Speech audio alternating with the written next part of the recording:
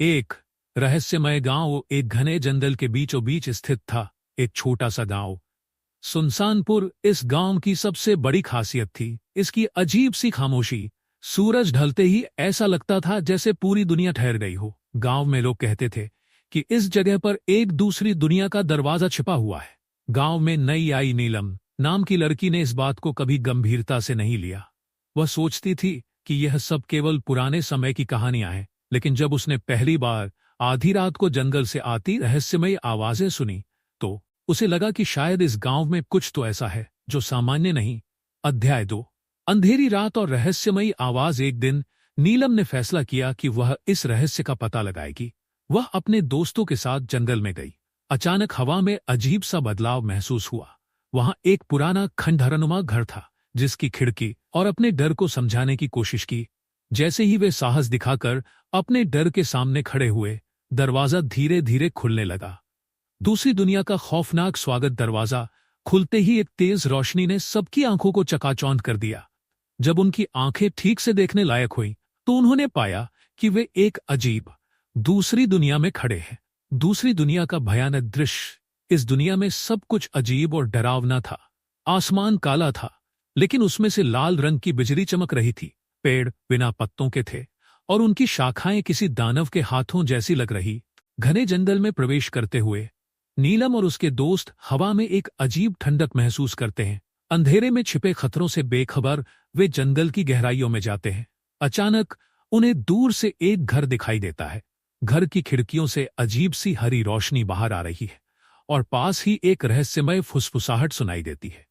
घना अंधेरा और चारों ओर फैली रहस्यमय शांति के बीच नीलम और उसके दोस्त डरते डरते उस खंडहर जैसे घर के पास पहुंचे।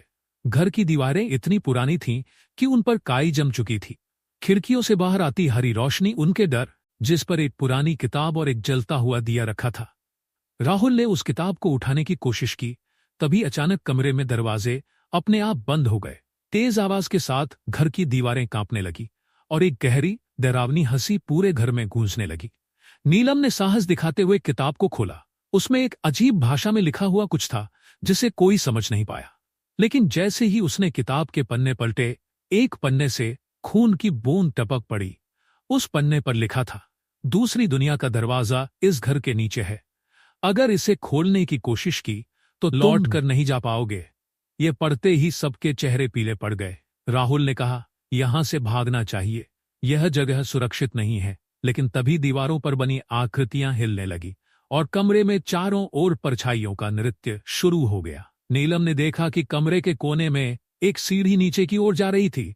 रोशनी उस सीढ़ी से आ रही थी।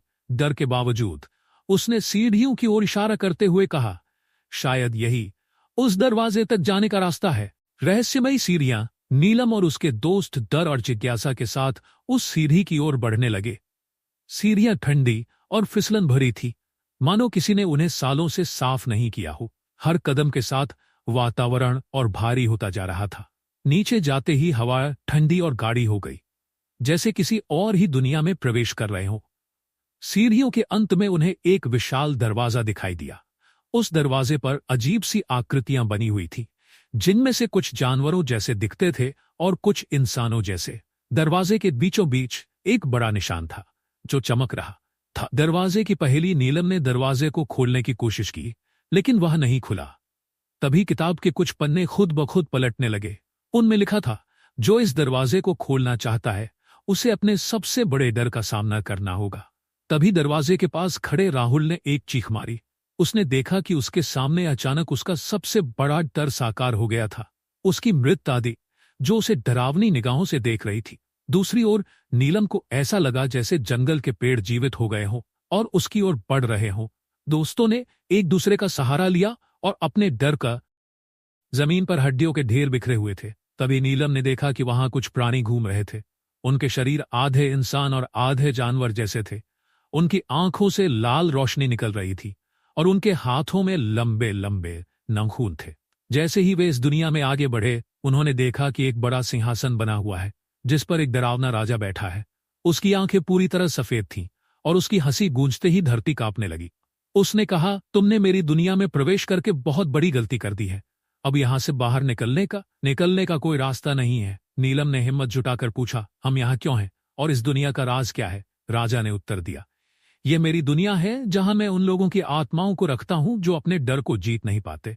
अगर तुम यहां से बाहर निकलना चाहते हो तो तुम्हें 3 कठिन परीक्षाएं पास करनी होंगी। पहली परीक्षा, राजा ने कहा, तुम्हारी पहली परीक्षा है भ्रम का जंगल। इस जंगल से बाहर निकलने के लिए तुम्हें अपने भीतर की शक्ति को पहचानना होगा, लेकिन याद रखना, हर कदम तुम्हारे लिए जानलेवा हो सकता।